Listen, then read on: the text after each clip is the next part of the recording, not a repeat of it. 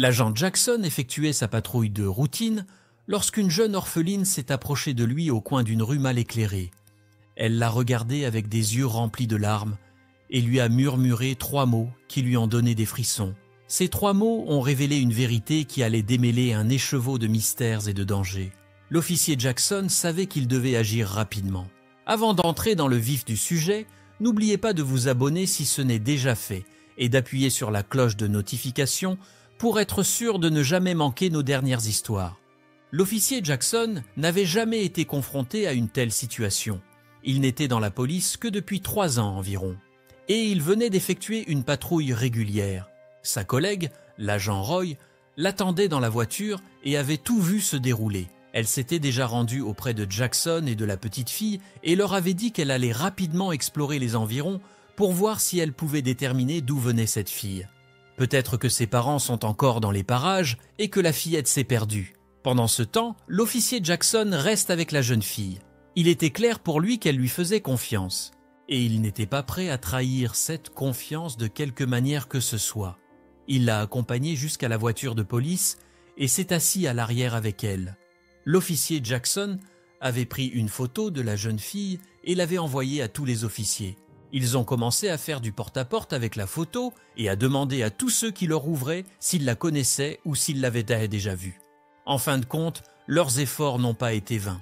Une femme âgée qui a accepté de leur ouvrir la porte a reconnu la jeune fille, mais elle a fait un commentaire rapide lorsqu'elle a vu la photo de la jeune fille. Cette fille-là, c'est une orpheline, sans mère, sans père, lorsque l'officier Monroy l'a pressée de leur dire comment elle le savait, ou si elle pouvait leur donner plus d'informations. La femme âgée a rapidement semblé réaliser ce qu'elle venait de dire. Elle a dit aux agents qu'elle ne savait rien d'autre. Plus Monroy essayait de lui parler, plus elle semblait stressée, jusqu'à ce que la femme lui claque la porte au nez.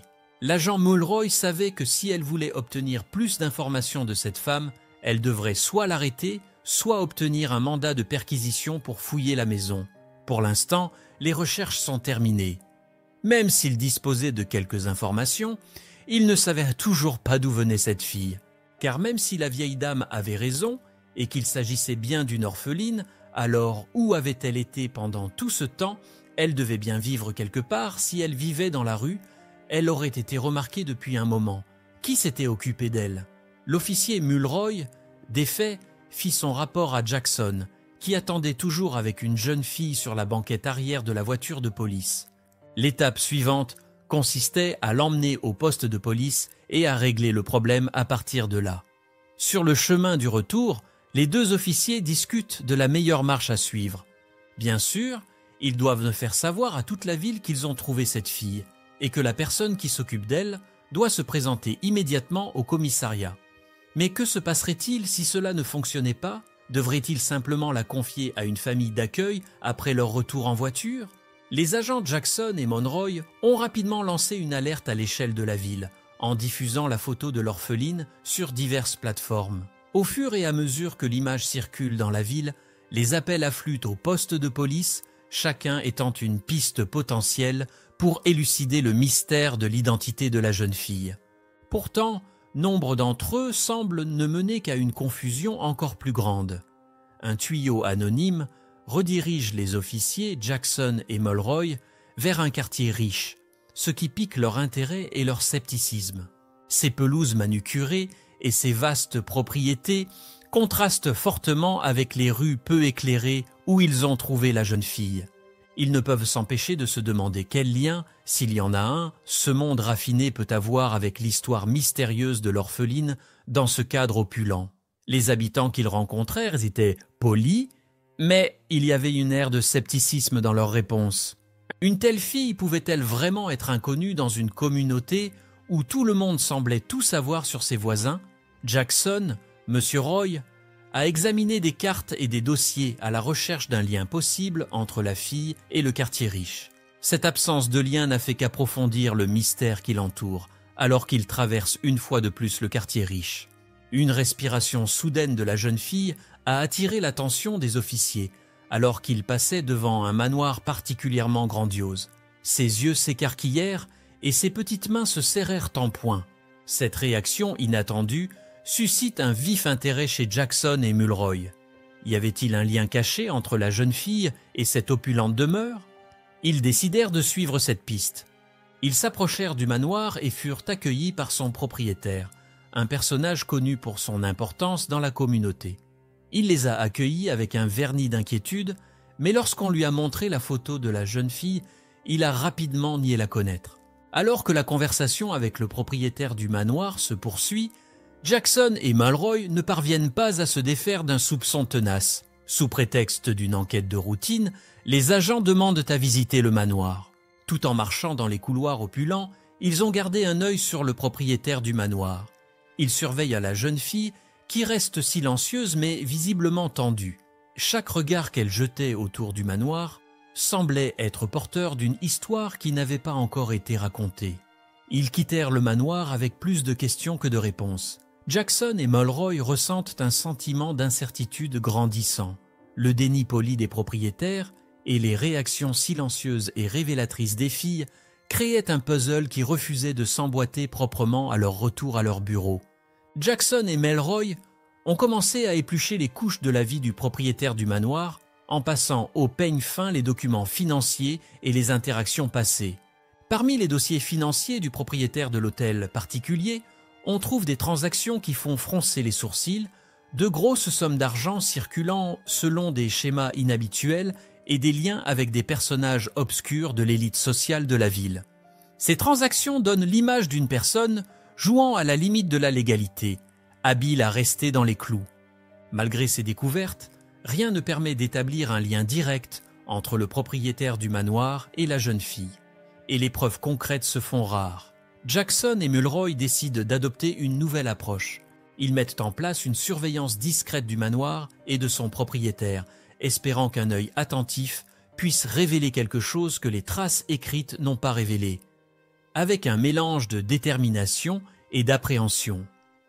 Jackson et M. Roy s'approchèrent à nouveau du manoir d'un pas décidé. À l'intérieur du manoir, l'atmosphère se chargea d'électricité tandis que les officiers posèrent des questions au propriétaire. Ils observent d'un œil attentif la façade polie de ce dernier qui commence à se fissurer, ses réponses passant d'assurances douces à des répliques défensives. Au milieu de cet échange houleux, la jeune fille qui avait été un shadow silencieux aux côtés de l'officier montra soudain des signes de détresse écrasante. Dans un moment aussi fragile qu'inattendu, la voix de la jeune fille, longtemps silencieuse, se fait entendre dans l'air tendu. Ces mots, il y en a d'autres, étaient doux, mais portaient le poids de 1000 horreurs inexprimées. Cette révélation, simple mais glaçante, est restée en suspens dans la pièce, un spectre qui a instantanément bouleversé le récit de l'enquête.